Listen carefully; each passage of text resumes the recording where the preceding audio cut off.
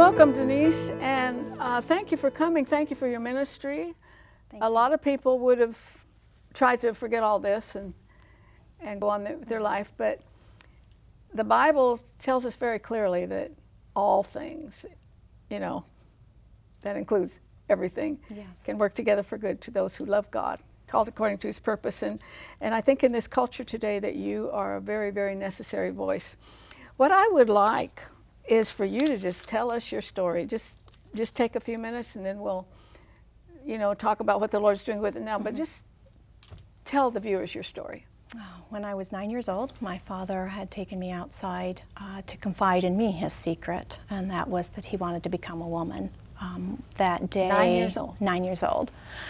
So my life had changed drastically in just moments as he continued to share how he felt and how I would know when he was feeling this way. And just really confided in me, as most adults would do with a close friend.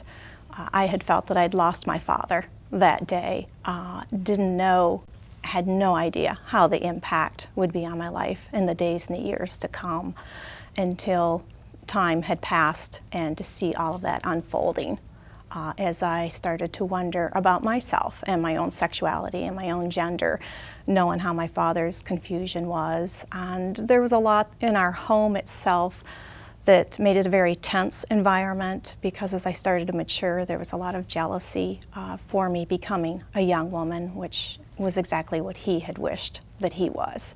I had started the ministry in May of 2004, and this wasn't anything that I thought that I would ever be doing, because to be honest, it was something that I ran from and that I was embarrassed about, ashamed, didn't know how to talk about the issues that affected our family.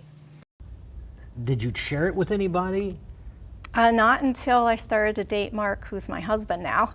And after dating, And Mark's in the audience. yes, he is. Hey, Mark. He didn't understand, the relationship with my father, which was very distant, and I just had the hardest time standing next to him, to be in the same room with him. And Mark came from a Christian family, which was so opposite.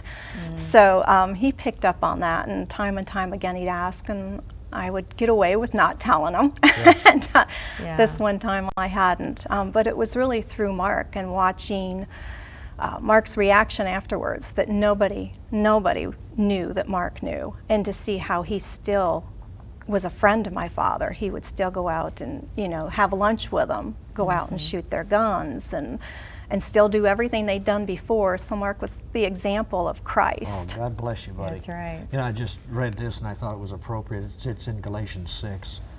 Dear brothers and sisters, if another believer is overcome in some sin, you who are godly should gently and humbly help that person back into the right path. Yes. It doesn't matter where we are, as far as our level of where we are in society, if we're poor, if we're rich, what type of religion we come from.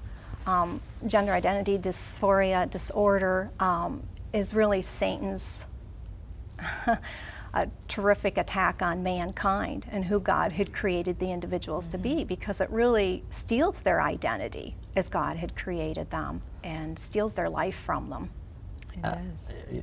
It's interesting because, and you explain this in the book, that there's an XX and an XY chromosomes. So does that get mixed up in birth, that all of a sudden this,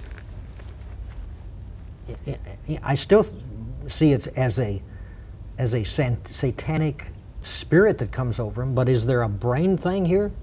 No, there isn't any proof of anything that is innate, in this. They do show that transsexual brains are different, but because of the study showing that, it is also an individual that is a transsexual. So in their mind, they've repetitively been thinking of these actions. They've been acting out in these ways. And so our brain does change with our actions and the way that our mind thinks. That's what doctors at Johns Hopkins University Hospital say about this operation. In fact, they used to do them and they stopped, right? Yes. Talk about that. They had discovered, that after having the surgeries and having individuals come back, that they still had all this anxiety, depression. They still were not feeling 100% complete. And they felt that really the time was distracted from allowing them to continue to investigate and to be able to treat, ways to prevent, and ways to come alongside and counsel the individual rather than really do a cosmetic surgery that makes them look different on the outside when everything inside is still there. First of all, Help for Families has brought me hope by reading the testimonies of people who have successfully navigated the maze of gender confusion. Just knowing I was not alone in my struggle and that there really was hope for me gave me the courage to carry on through some really tough times. And it was at that point that I became exposed to the ministry of Denise Schick and the organization that she founded and directs, which is Help for Families. They offer a variety of resources, prayer, and support for families that are affected by transgender issues.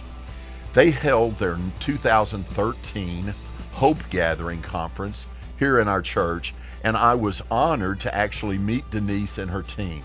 I was so impressed not only by their message, but also by their compassion, their humility, and their biblical integrity. So it's been dynamic in this past year to see all of these resources come to life and see what the Lord is doing with Help for Families and how He's continuing to grow it and to be a part of that vision that He has in regards to reaching those that are lost and hurting and those that just simply need some restoration, as we all have and do.